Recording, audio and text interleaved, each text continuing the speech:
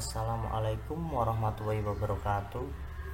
Hari ini saya akan membagikan informasi mengenai cara membuat format pengisian borang.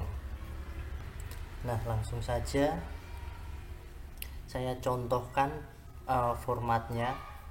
Kita dalam mengupload itu yang pertama menguploadnya harus per tahun. Seperti contoh ini, memberi pelayanan KB baru dan KB ulang. Kita klik input. Di sini kita wajib mengetahui tentang parameter penilaian. Nah, di sini kalau kita mengunjungi 12 aseptor itu baru mendapatkan 1 SKP. Jadi begini contoh formatnya. Kita masuk aplikasi Excel. Nah, ini bulan Januari sampai Desember tahun 2017. Nah, ini dibuat per tahun. Jadi nanti kalau kita ada pelayanan KB 2018, kita ganti ini 2018 dengan pasien yang berbeda. Seperti itu. Di sini dalam formatnya ada tanggal, ada nama istri, suami, alamat, umur istri, umur suami, sampai keterangan. Untuk formatnya bisa ditiru seperti ini. Nah, di sini kita mengisi tanggal kita dalam kunjungan aseptor. Seumpama ini tanggal 11 bulan 6 2017. Namanya Umi Salamah, suami Ali Mustajib. Alamatnya bisa disesuaikan, umur istri, umur suami, jumlah anak, laki-laki berapa, perempuan berapa. Nah, ini pendidikan ini diperuntukkan untuk yang menerima KB, seperti itu. Berat badan, tinggi badan, terus jenis kontrasepsi, seperti itu. Untuk nama petugas bisa diisi diri kita sendiri, seperti contoh ini, nama petugas Putri. Keterangan, untuk keterangan ini bisa dikosongi saja. Nah, di sini ada verifikator, bidan koordinator, dan bidan petugas. Untuk bidan petugas itu kita sendiri. Kalau di sini bidan petugasnya Putri, jadi kita isi di sini Putri. Bidan koordinator ini yang berada pada puskesmas kita. Kalau tidak puskesmas, klinik.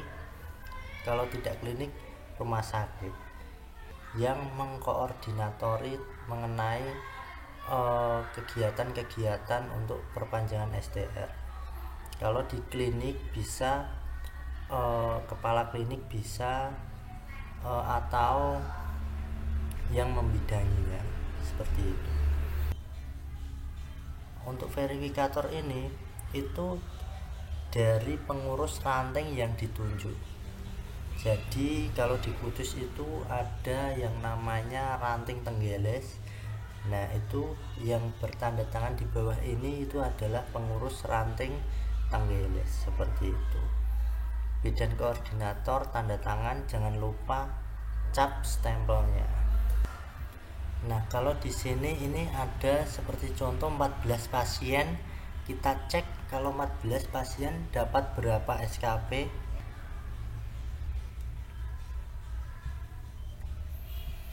14 kunjungan aseptor dapat 1,17 SKP.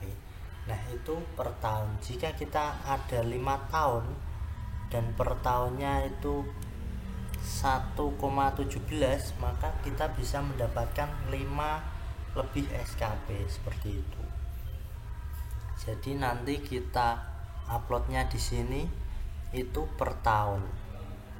Seumpama ini tahun 2022 mulai kegiatan ini disesuaikan, tidak mesti 1 Januari. Seumpama kita mulai kegiatannya 7 Januari, ya kita tulis saja 7 Januari 2022. Tanggal akhir kegiatan seumpama tanggal akhirnya Desember tanggal 3, ya kita isi saja 3 Desember 2022 seperti itu. Kita contohkan lagi ke yang ibu hamil.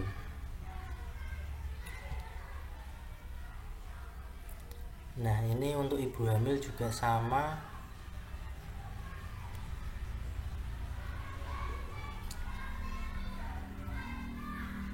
Jika pasien kita ada 100, dalam setahun itu baru dapat 1 SKP. Nah, untuk contoh formatnya seperti ini.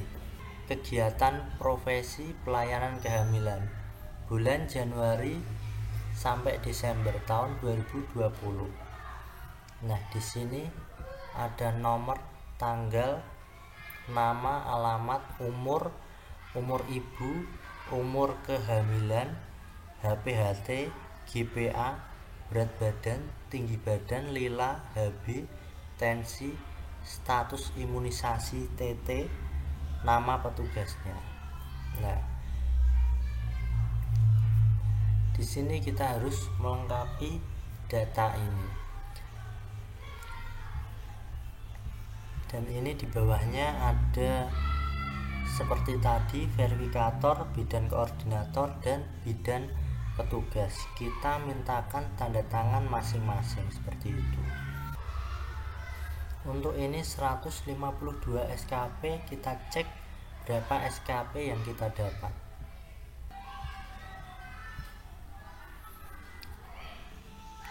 Jika 152 pasien tidak ada di sini, adanya 150, maka kita isikan 150 saja.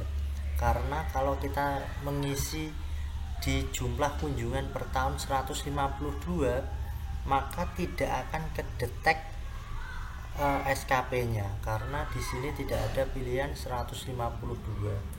Maka kita genapkan menjadi 150 seperti itu.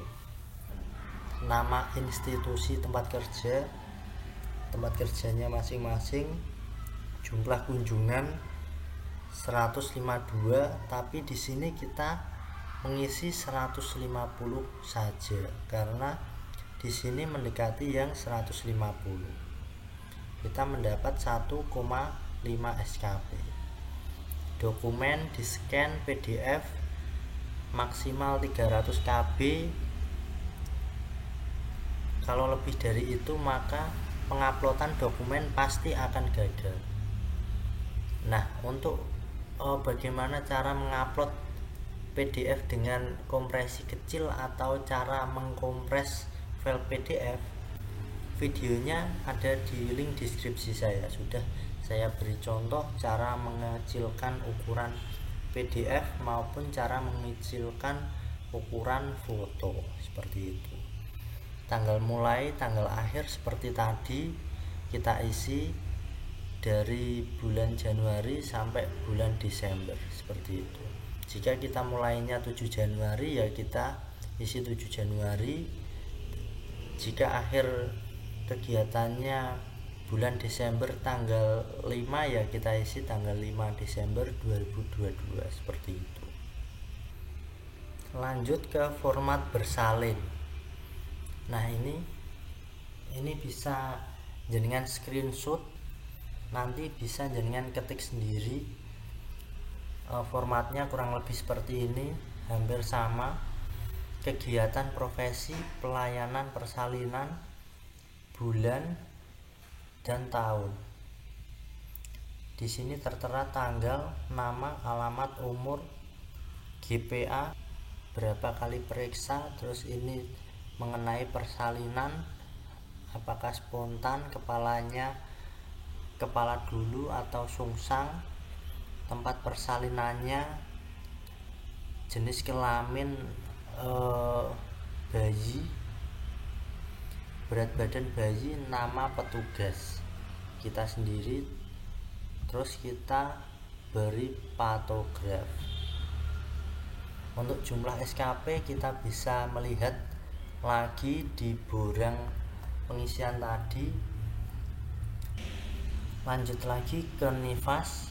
Di sini hampir sama kegiatan profesi pelayanan NIFAS bulan Januari sampai Desember tahun 2020. Kita isi sama, bisa di screenshot, nanti bisa dibuat sendiri seperti ini: nama, alamat, PA, hari keberapa, NIFASnya, TTV-nya, TVU, Lokea, vitamin A, Fe, ASI eksklusif, nama petugas. Nah, itu kita sendiri. Untuk di bawahnya sama seperti tadi. Untuk imunisasi, pelayanan imunisasi sama seperti tadi: bulan, tahun, tanggal, nama orang tua, nama anak, alamat, tanggal lahir, KO, berat badan, umur, jenis imunisasinya, dan nama petugas kita sendiri.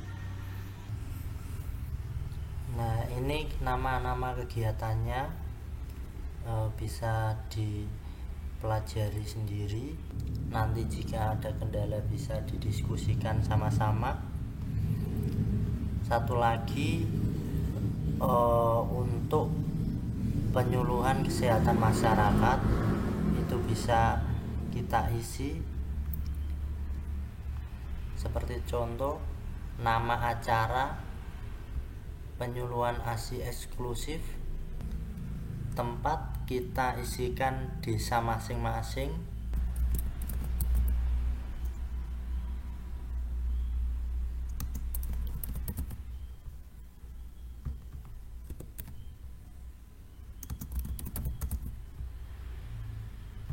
penyelenggara kita isikan klinik kita atau puskesmas kita,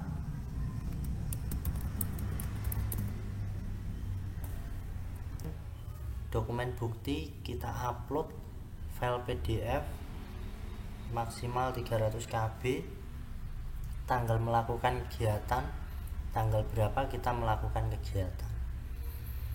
Untuk dokumen bukti ini kita isi surat tugas seperti itu. Saya kasih contohnya surat tugasnya. Nah, ini contoh surat tugasnya. Paling atas kita isi kop instansi kita masing-masing. Di sini ada nomor surat keluar tugas kita, itu ada nomornya yang bertanda tangan di bawah ini. Kepala puskesmas atau kepala klinik kita menugaskan kepada kita, nama kita di sini. Kalau kita tidak PNS, kita kosongi saja untuk NIP-nya, jabatan sebagai bidan, keperluan penyuluhan imunisasi pada bayi dan balita. Ini untuk hari dan tanggalnya penyuluhan. Ini ada 4 kali, 1, 2, 3, 4, ada jamnya dan ada tempat. Ini tempat diisi bisa desa kita masing-masing dan ditandatangani oleh kepala puskesmas atau kepala klinik kita. Jika di sini ada 4 kegiatan, maka dalam penguploadan borang surat tugas ini bisa digunakan untuk 4 upload borang. Jadi di sini penyuluhan kesehatan masyarakat, di sini kita bisa isi 4 kali kegiatan untuk 1 surat tugas, tapi dengan tempat yang berbeda-beda. karena di sini tempatnya berbeda-beda. Jadi satu surat tugas bisa untuk mengupload 4 kali. Satu kali penyuluhan kita mendapat 0,25 SKP. Jadi kalau kita tadi ada 4 kegiatan dalam satu surat tugas, maka kita mendapatkan 1 SKP. Karena 0,25 kali 4 yaitu 1 SKP. Seperti itu.